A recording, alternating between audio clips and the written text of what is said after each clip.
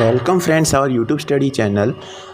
तो आज हम एक और टॉपिक लेके आए हैं धमाकेदार। और आज का हमारा जो टॉपिक होगा थर्मोडायनेमिक, 11th क्लास का मोस्ट इम्पोर्टेंट टॉपिक है। और यहाँ से आपको एक या दो क्वेश्चन देखने को ज़रूर मिलेंगे, ठीक है।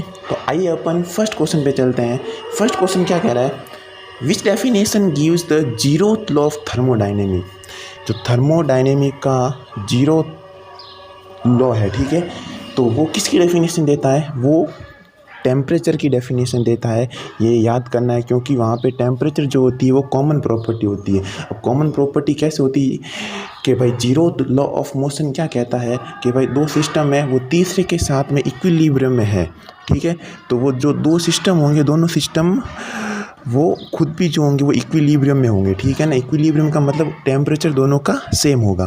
तो कॉमन प्रॉपर्टी यहाँ पे क्या होती है, टेम्परेचर होती है। इसी कारण जो हमारा जो आंसर होगा वो टेम्परेचर राइट आंसर हो जाएगा, ठीक है। चलते हैं हम दूसरे क्वेश्चन पे। सेकंड क्वेश्चन क्या कह रहा है, thermodynamic first law is based on. जो थर्मोडायनेमिक जो फर्स्ट लॉ है वो किस पे बेस्ड है। तो वहाँ पे हमारे पास क्या होता है कि जो अपन ने हीट देते हैं वो पूरी की पूरी वर्क डन में तो कन्वर्ट होती है, और जो पीछे बची जो एनर्जी जो होती है वो इंटरनल एनर्जी में कन्वर्ट हो जाती है, ठीक है। तो एनर्जी जो होती है वो डिस्ट्रॉय नहीं होती है, एनर्जी क्या रहती है, कंजर्व रहती है। हीट क्या रहता है, कंजर्व रहता है। तो ये कंजर्वेशन ऑफ एनर्जी को फॉलो करेगा, ठीक है ना। तो इसी कारण हमारा जो बी ऑप्शन है वो राइट हो जाएगा, ठीक है। नेक्स्ट क्वेश्चन, थर्ड क्वेश्चन क्या कह रहा है, in isochoric process work done will be. Isochoric process में कार्य क्या होता है। अब बात आती है आइसोचोरिक प्रोसेस की। तो आइसोचोरिक प्रोसेस में क्या होता है, जो चेंज इन वॉल्यूम वो जीरो हो जाता है। इसका मतलब वॉल्यूम जो होता है वो कांस्टेंट रहता है।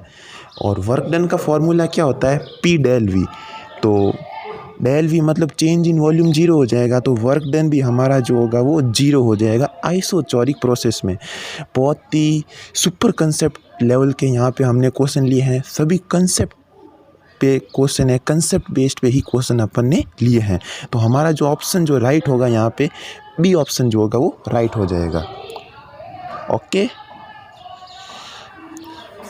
अब फोर्थ क्वेश्चन क्या कह रहा है, फोर्थ क्वेश्चन देखते हैं। In which process graph will parallel to P axis. चार ऑप्शन दिए हुए, आइसोबार, आइसोचोरिक, एडियाबैटिक, आइसोथर्मल। तो कौन से प्रोसेस में ग्राफ जो होता है वो पी एक्सिस के पैरेलल होता है।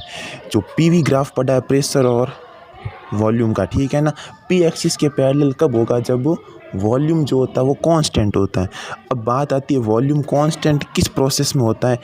तो जो वॉल्यूम जो कांस्टेंट होता है वो किस प्रोसेस में होता है, आइसोचोरिक प्रोसेस में होता है, ठीक है।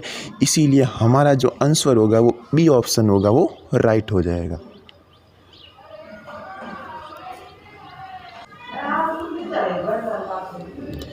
जो ये हमारा जो ऑप्शन है वो बी ऑप्शन ही राइट होगा, आइसोचोरिक ही, ठीक है। यहाँ पे ये गलत दिया हुआ है। चलते हैं नेक्स्ट क्वेश्चन पे।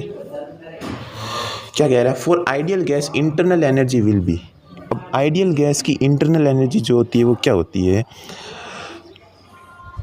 आइडियल गैस में क्या होता है, जो फोर्स ऑफ अट्रैक्शन जो होता है वो जीरो हो जाता है। तो पोटेंशियल एनर्जी भी क्या हो जाएगी, जीरो हो जाएगी। तो सिर्फ इंटरनल एनर्जी जो होती है वो इंटरनल काइनेटिक एनर्जी होती है, ठीक है। तो हमारा ए ऑप्शन राइट हो जाएगा। 5 क्वेश्चन हो गए।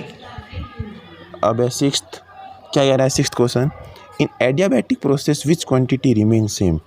एडियाबैटिक प्रोसेस में कौन सी क्वांटिटी सेम रहती है। चार प्रोसेस पढ़ी अपन ने। आइसोथर्मल में क्या रहती है, टेम्परेचर। उसके बाद आइसोचोरिक में क्या रहता है,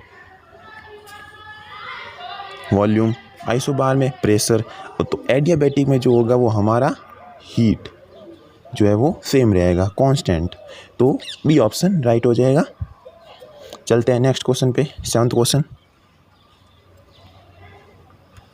सेवंथ क्वेश्चन क्या कह रहा है, in isothermal expansion change in temperature will be, isothermal expansion में चेंज इन टेम्परेचर क्या होगा?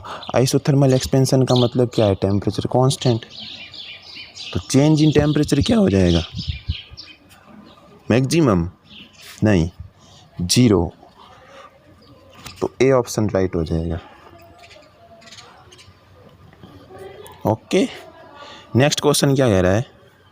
इन adiabatic process which law are follow, adiabatic process कौन से लॉ को फॉलो करती है? ठीक है ना, तो हमारा जो यहाँ पे राइट आंसर होगा वो पॉइजन्स लॉ होगा। ठीक है, तो बी ऑप्शन जो होगा वो राइट आंसर हो जाएगा।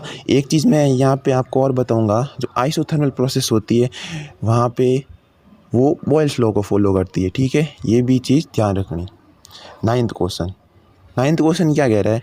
Internal energy which type of function, state function, physical function, can't say none of this.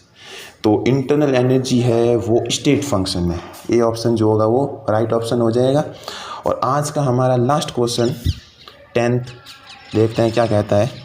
Find efficiency of Carnot engine 100 kelvin and 50 kelvin temperature. Source temperature कितना दे रखा? 100 केल्विन और 50 kelvin. Sink temperature दे रखा, अपन को NEET efficiency निकालनी है। ठीक है, तो फॉर्मूला क्या होता है? 1 - T2/T1 × 100%। ठीक है, तो एफिशिएंसी निकालनी है। तो जब अपन इसको सॉल्व करेंगे इस न्यूमेरिकल को, तो हमारे पास जो ऑप्शन आएगा वो सी, 50% जो है वो उसकी एफिशिएंसी है कार्नोट इंजन की। सी ऑप्शन जो होगा वो राइट ऑप्शन हो जाएगा। और यहाँ से मैं आपको एक चीज़ बताना चाहता हूँ, जो कार्नोट इंजन पे न्यूमेरिकल